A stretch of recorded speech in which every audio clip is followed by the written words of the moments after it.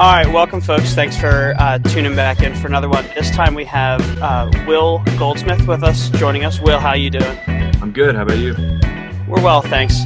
So we're kind of up and running first few episodes and things like that, but one of the things we like to do is rather than kind of for us to give an update on who we have and what they're about, it makes more sense for it to come from you since you're the expert on you.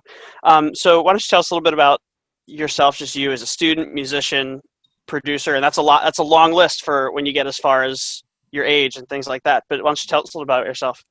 So, my name's Will Goldsmith. Right now, I release music under the name Williams Goldsmith, which my full first name's Williams, but I'm still, up to change that name. I'm trying to figure that out. But basically, I'm a musician. I'm 17. I'm a junior in high school right now.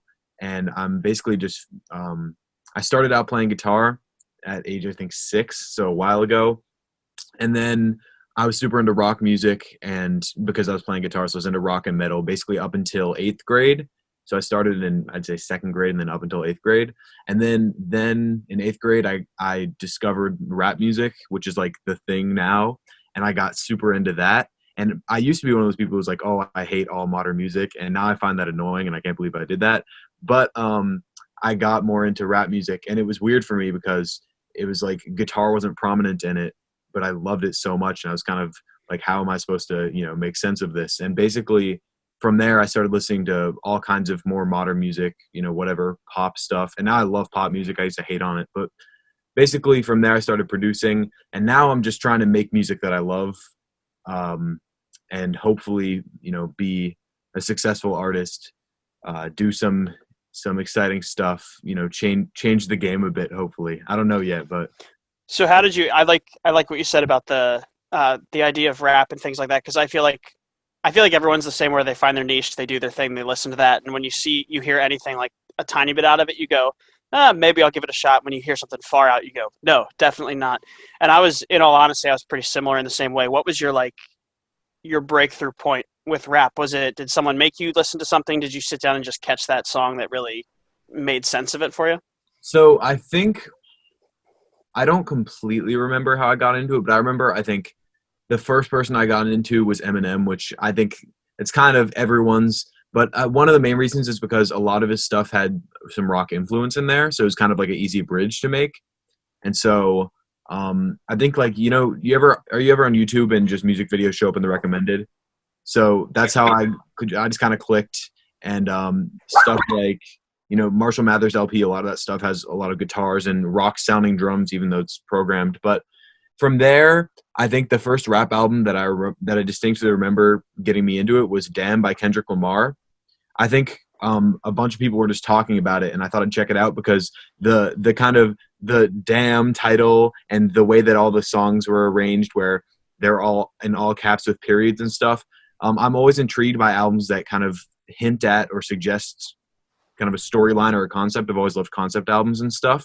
And so I heard that he did concept albums, and I checked out Damn when it dropped, and I just kind of fell in love with that album. And from there, I was just super into, basically, I consider rap to be pop in a lot of ways now, especially there's like pop rap.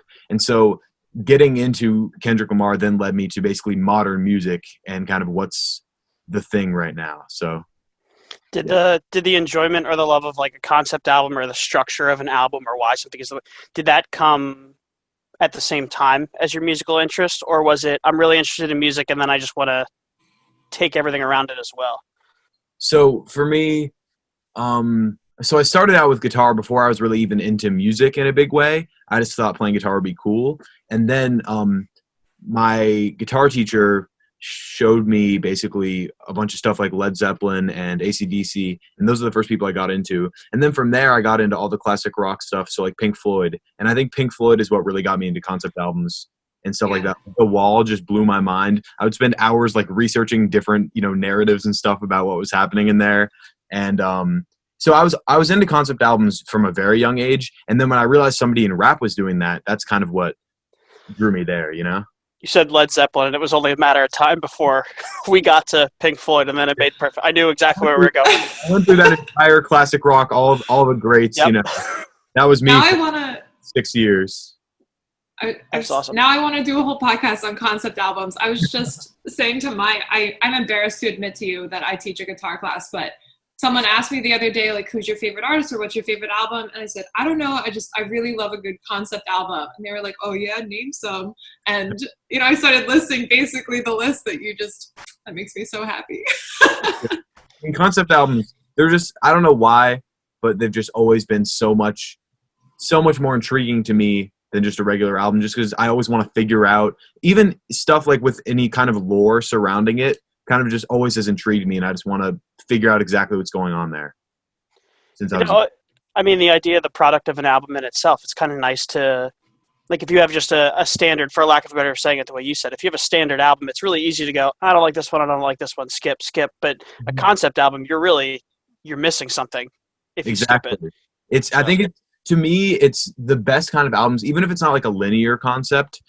I think that having the best albums, in my opinion, are ones that commit to the form of an album, because if you're just an album with a collection of songs, which is fine if you're just like trying to put out bangers or whatever, like that's cool. But to me, if I want to appreciate an album as an art form, then having some kind of concept, some kind of thought going into this body of work as a whole, I think is very important.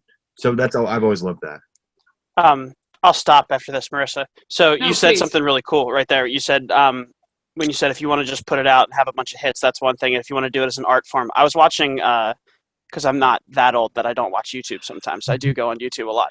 I was watching an interview with Corey Wong, and he talked about the idea of there being a difference between music as entertainment and music as art. And like, where do you think that do you like when stuff crosses that line and blurs both lines, or do you think that there's a column for both in terms of when you're making music for your own stuff? So that's actually, I love that question. So I think for me, I used to just be, kind of like I said earlier, I used to just be into music as art, and I would be one of those people who's like, I hate all modern music. It's all formulaic in the same chords. But then I slowly started being like, wait, I kind of enjoy pop music and stuff. And so to me, my favorite stuff is, like you said, stuff that blurs the lines between entertainment and art, because I think that obviously super crazy, abstract, just art albums are going to be awesome.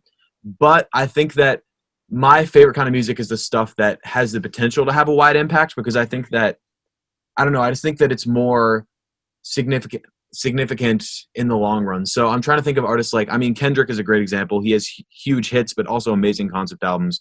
Same with like Kanye. I think, well, he's going on like a Twitter rant today, so that's kind of, but that's unrelated. But, all of his albums are not only amazing artistically, but also successful commercially. And I think that I used to hate on commercial success, but now I respect it in a way, because if you have commercial success, but then artistic longevity, that is one of the hardest things to do, because anybody can follow trends and just, do what's hot out there and then have a hit maybe, but to do it, because like Mozart, I mean, he was doing, I'm sure, commercially successful stuff for his time, and now he's remembered. And so I think that being able to simultaneously pull off something that a lot of people are able to appreciate and enjoy, so I guess the entertainment aspect, and then the artistic aspect of a really well put together album that stands against the test of time, is, I think, the best, kind of what I aspire to do, Oh my gosh, how old are you? You are, wow, 17. brilliant for your Pay age. attention. I turned 17 yesterday. Today? I turned 17 yesterday. Oh my gosh, happy that's birthday. awesome. Happy birthday. No, I was just going to follow it up. I follow you on Instagram, which I found, I think when your TikTok went viral from The Office, which we'll talk about in a second. And then I kind of like followed you down this rabbit hole to Instagram. And so when we started doing this podcast, I obviously reached out to you and then started following you. I love watching your covers of all of those, more pop rap albums, because I'll follow you and you'll do something really cool, and then you'll be like, have you listened to this album lately? And then I'll go look up the album, and I think you do a really nice job of blending lots of styles and tying together basically what you just said you want to do. Thanks. I'd like to pivot though. I kind of have a follow-up question. So you do all of these videos where you know, 10 different styles of The Office, or, you know, the 5 different NFL themes that you put up the other day. Yeah. Obviously you have a wide range and a wide understanding of these different styles. How did you get there? Is that something that came from your teachers, or just a genuine interest? So I think a lot of that, honestly, so I've only really made 2 of those videos. The Office one I actually made like 2 years ago, I think, or no, I made it right before I started high school and put it on YouTube, and then I remade it for TikTok, just same audio, different video. And then the NFL one I just made as a follow-up, basically right after The Office blew up, and then I just posted it recently because football started. But for my kind of multiple genre idea, the truth is that it was more came from my love of kind of watching YouTube and music YouTube. So there are a lot of people who would do like, you know, different styles, because you know how metal has a lot of different subgenres and it's a whole thing that everyone talks about. And so I used to be so interested, even if I didn't know, I'm a little lazy, so even if I didn't actually listen to the music, I loved hearing the caricatures of what the genres were, kind of. And so especially, you know, 2 years ago, I was super excited by that idea. And I thought, oh, it'd be cool if I made The Office in 10 different genres. And a lot of people in the comments of, especially the reposts, are like, this kind of sucks, or this takes no talent, which, like, I didn't claim it took talent, but also, or they say like, that's not what reggae is. And it's like, well, yeah, it's what I, you know, would imagine reggae would be. So I wouldn't say I'm like a master of all these genres as much as I was just trying to have fun with a cool concept, you know? Yeah, I also think there's just the nature of, like, number one, if you did it 2 years ago, you're what? If you did it 2 years ago in a day, Yeah. you were 14 when you did it. And that's, I mean, that in and of itself, and this is maybe an entire another conversation, but the whole, like, what that means to be on the internet and a claim to fame in that way. Like, if you walked up to a kid at a 14-year-old at a concert playing like 10 different versions of The Office, you wouldn't go, you have no talent. Like, it's just ridiculous. It's the safety of the internet. Look, that's true. People are so brave behind a keyboard. I mean, I saw this funny, and I don't believe in violence, but I saw this funny, like, Mike Tyson quote or something on Twitter where somebody's like, people are way too comfortable, you know, saying bold things without getting beat up or something like that. I think the truth is, you know, back before the internet, you couldn't just go up to someone unless you were, like, you know, really just either crazy or strong. You wouldn't just go up to someone, just insult them to their face and then just, like, stand there. But because you're behind a keyboard, I mean, it's much easier to kind of let a nastier side out of yourself because there are fewer consequences. So, and I think, and again, you're like in the middle of it. You're in high school right now, so you're living and experiencing it. But, like, with that in mind, I mean, you grew up with the internet being what it is now and how it was. Knowing that about it, what still drove you to put these things out there and put that out there on the internet for yourself? I think so when I originally made the Office video, I have a YouTube channel that I've been posting on for about 5 years, but very kind of inconsistently because I still don't really know what kind of content I want to make. But basically, when I used to watch other YouTubers, especially when I was right in my, like, biggest kind of, I wouldn't call it a phase, but I was most into guitar when I was improving the most, playing the most, which I would say was about 5th, 6th grade. 5th, 6th, 7th, I was watching a lot of music guitar YouTube, and I just wanted to kind of be like my favorite YouTubers and just make videos. So I do, you know, acoustic covers. I did my first video is an acoustic cover of the Friends theme song, which you can tell there's a mixture of, like, TV and music in a lot of my videos I've made for some reason. I don't really know. But then I would see all these top 10 metal, like, riffs or whatever. So I did top 10 metal bass lines. And so I never was like, I'm going to put myself out there as much as, wow, I kind of want to be like the stuff I like and then create it for myself if I don't see it, you know? Now, and this is, I mean, we're both teachers, obviously, and we have this conversation with a lot of students, and I think that a lot of people, in one way, no matter how heartfelt or not it is, they aspire to do what you're doing, to put stuff on YouTube and do things like that. What do you think is this is a little bit of bragging about yourself in a certain way, but, like, what sets you apart from the people that watch it and want to be that Twitch streamer or your YouTube sensation or TikTok person, and the you that actually went out and did it? Like, what do you feel like is the characteristic that you got you there? So are you talking about the fact that the videos have done well, or just in general, just going out there and posting? I mean, in any way, it could be both. It could be one. Just how do you interpret the difference between you and I mean, I don't want you to speak for other people, obviously, but the idea of going that extra step? I think for me, well, there are two things to it. I think one is that I just have an absolute love for, I get really into things. And so that my problem is I get really into things, but not necessarily for the longest period of time, which is why my YouTube is kind of spotty all over the place. But still, I get so into things that I like, it like consumes me. So like even with guitar when I was, and I refer to guitar as if I don't play anymore, I do, but I was super into it in middle school because all I listened to was guitar music and rock music, and I was just constantly playing just because I was just obsessed with it. So same with YouTube. I would spend a lot of time on the internet because I don't play any sports or anything, so I'm just chilling at home doing music on the internet the whole time. So like, so I was on the internet on YouTube all the time, and I was just so obsessed with it that I wanted to kind of immerse myself in any way, and by one way to do that was to create. And I think so. I think in general, and now when it comes to releasing original music, I think you just really, really need to love it. And sometimes it might take a little push to like, definitely you're not always going to easily want to do things, but if you want kind of the outcome, so for example, if you want to be a successful YouTuber, you got to start posting YouTube videos. You know what I mean? And I don't consider myself a successful YouTuber at all, but I'm saying in general, if you want to do things or have something, sometimes you need to get out there and do the thing to get what you want, you know? And then I think, oh, sorry. I was just going to follow that up. As someone who follows your social media presence, I was going to say, if you didn't say it, one of the things I just love about your videos is that you are so into it, and you're like, I can tell you have a genuine love for it, even having never met you, never spoken to you before. I love to see what you're doing because I know it comes from like such a genuine place, and that really comes through in your videos. So thank you. Yeah. Go follow Will, everyone. Thank you. You should follow me. Yeah, I mean, when I first started posting on Instagram, and the second point I was gonna make, which is super quick, is just, I'm a huge overthinker, and I like, about everything just because I like to think.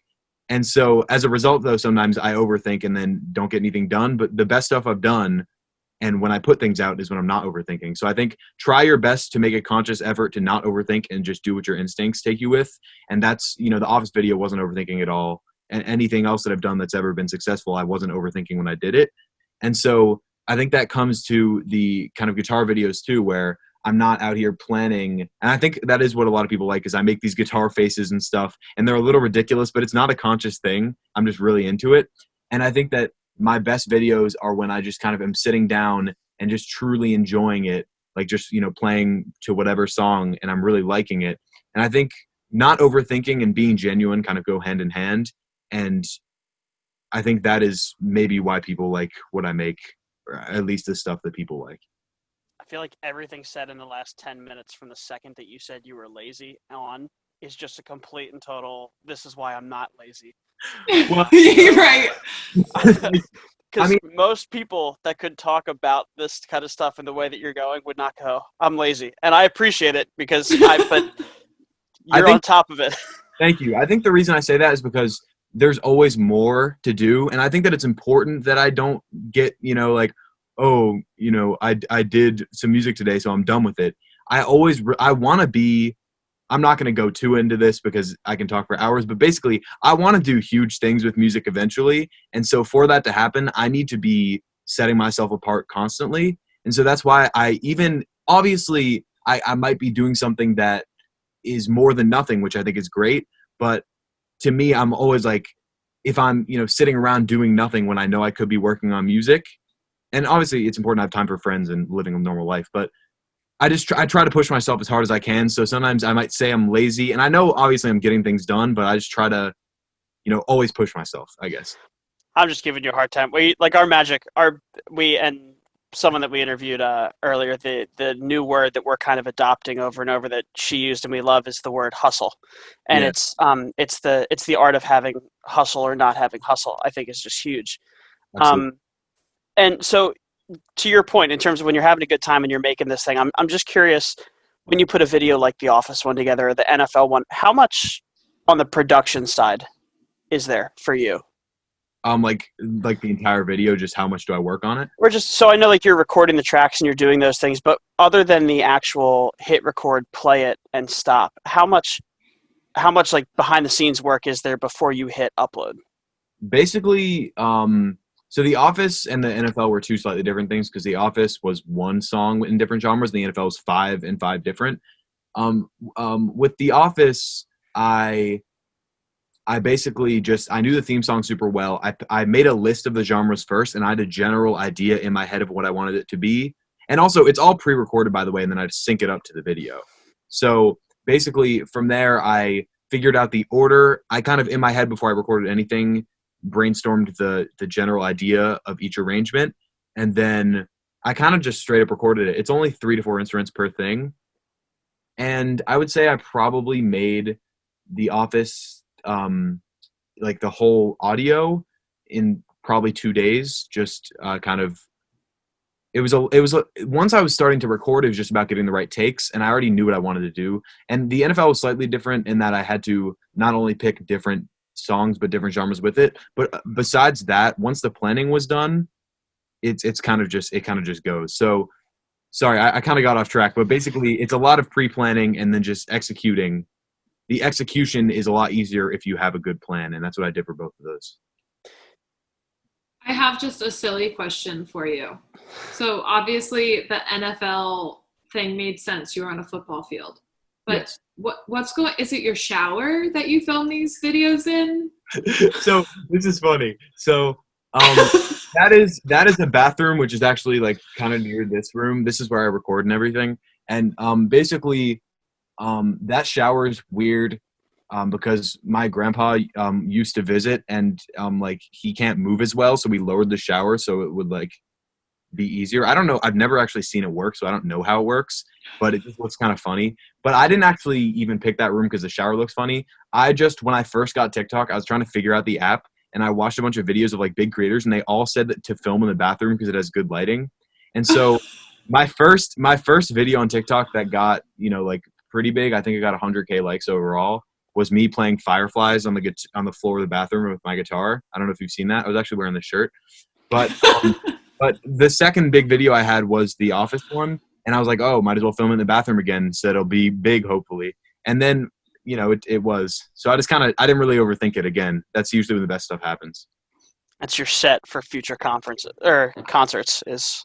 I remember like while like the whole country was on a legitimate lockdown back in April and your video came out, I remember watching the episode of Some Good News and seeing your TikTok at the end, and I showed my parents, and they're like, oh wow, so cool. But then always the follow-up question is that a shower? Like there's so many comments about it, and I had to ask. At first I was responding to them, but I thought it'd be kind of funny to because everybody had their own like definite answer of what it was. And so I just wanted to see what people said, and I liked a bunch of comments that were wrong just to mess with people. And so like, I don't know, I just kind of have fun with it. You have America wondering. Well, not anymore. We're going to put this out. The answer's there. Entire country. Just cut that part out. Have static or something, and that way we'll just never know. Nobody can know the secret. We'll act shocked. We'll do it again. We'll ask the question, and then when you say it, we'll just static, and we'll go, whoa, no way. And then we'll just leave it. And then that way, no one will ever know. Yeah. Oh, my goodness. So, like, when you talk about playing a bunch of different styles and you like to be able to bounce back and forth, now you did say a little while ago that you kind of know initially in those initial videos that you don't feel like super well practiced in those. Do you have like a certain style that you're right now is like your focus? Like, I want to work on blank. So truthfully, that's kind of what I'm trying to figure out. So I've only released three singles at this point, and they're all pretty different from each other. And that's part of me I'm kind of viewing my high school time as just a practice to become the person that I'm eventually going to introduce to the world as an artist. And so right now I'm just kind of making songs without really thinking, just whatever fits the song. And then I think my influences of what I listen to, because I listen to a lot of different things, I think that they'll all kind of combine in my subconscious into what I create, hopefully. And hopefully it'll be something new. So I don't really have one style I'm working on as much as my style, which I'm not sure what that is yet, That's awesome. That's so cool. So to follow that up though, we keep referencing your future. When I emailed you through, I think, Bellevue Productions. Oh yeah. So are you a part of something already? And if no, what is the end goal? Is there an end goal in mind? So Bellevue Productions is just me. I just wanted a cool name for like under. It's not anything. I mean, so before I was making my own music, I was producing for other people, like where I live, and so I was producing. I've helped. I've probably worked on about 9 different artist projects. A lot of it was with the help of one of my old music teachers. Shout out Jesse Trepiak. Just want to shout him out real quick. But he moved to New York, but he used to be kind of just a general music teacher for me. And then he produced and got me into producing, and he brought me a lot of his clients before he moved, and I kind of helped intern to produce them with him. And then I put them up on the Bellevue website. There's a Bellevue Productions website where I have the discography of just all the projects I've worked on. And yeah, it's just me. I basically, even back in 2017, I released like a guitar EP just for fun, and I needed to pick a label. And so I just like the name Bellevue, so I just picked it. I don't know.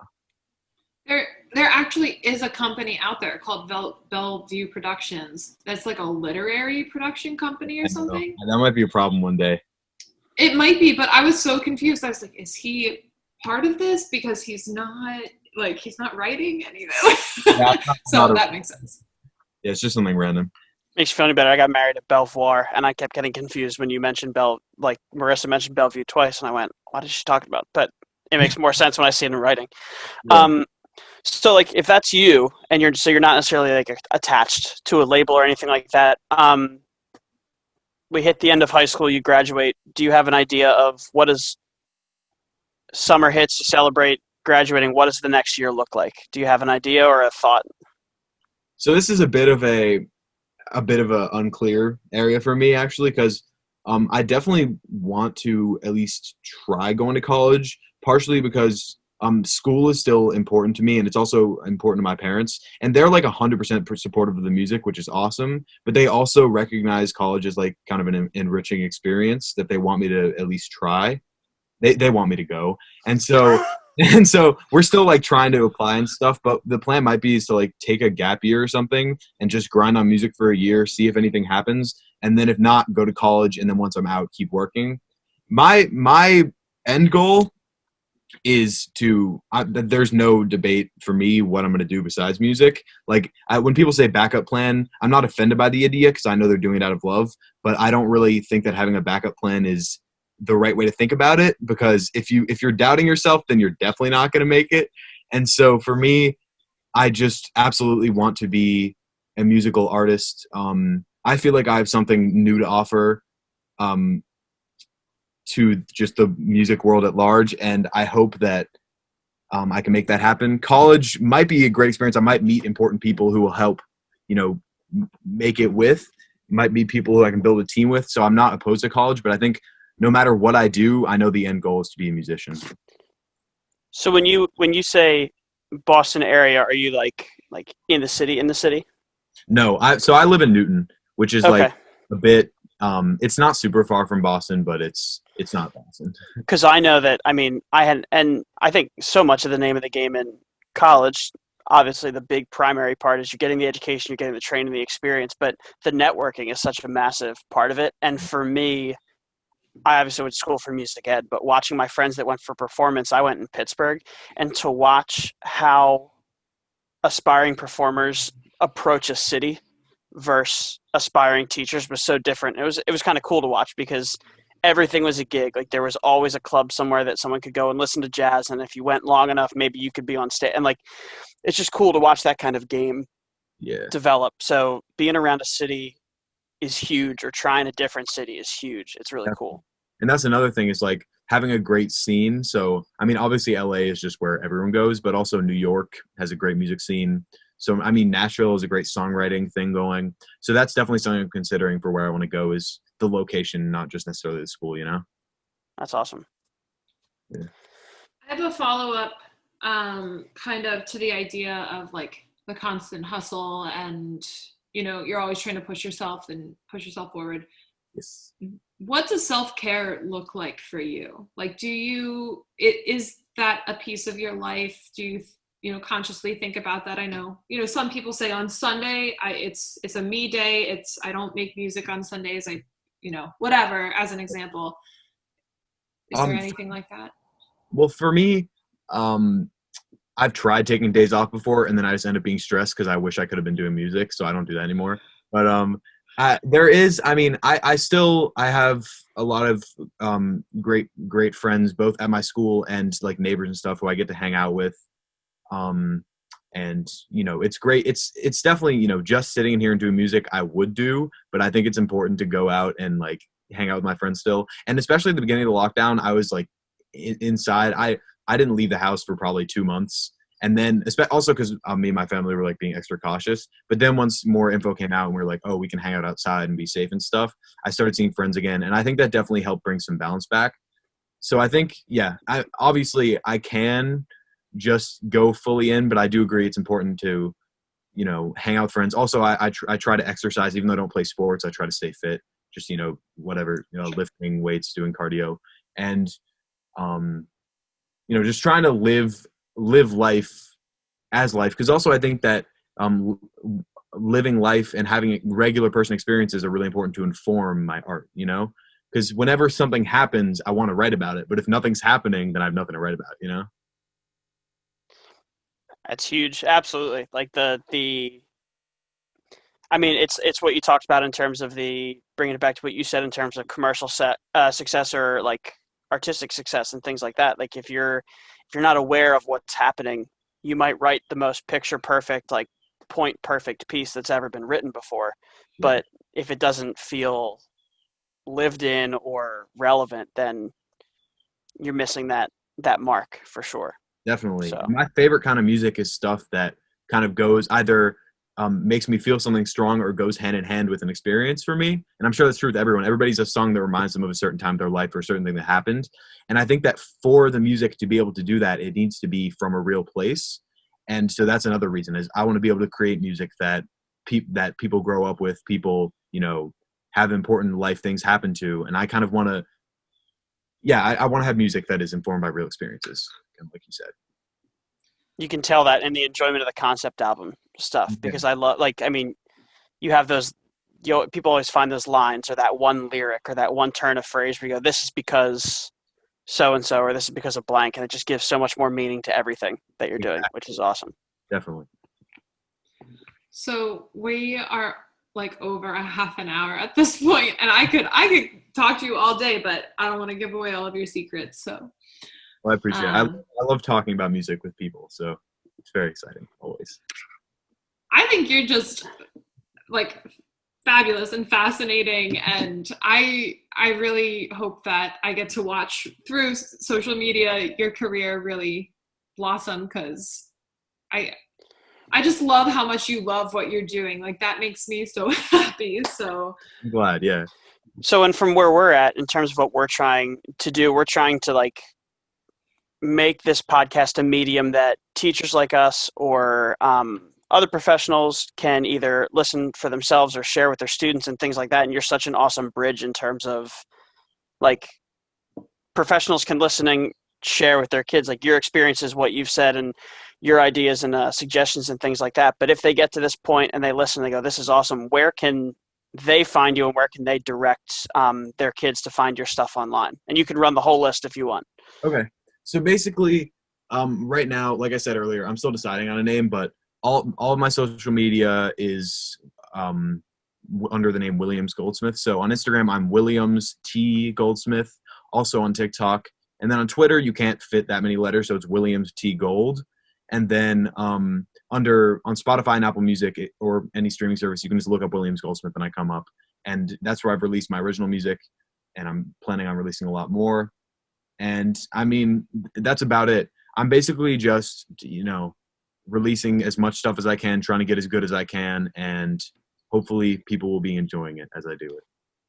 And that's awesome. And thank you so much, Will, for hanging out and chatting with us. And for everyone else listening, we'll make sure that we drop all of those links and stuff that Will just talked about in our our description at the bottom of the podcast so you can take a look at it. But be sure to check out what's already come and stay tuned for what's coming, because I have a feeling it's going to start to blow up and we're going to see a lot more as we keep going. So thank you very much, Will, for hanging out and chatting. Had a great time.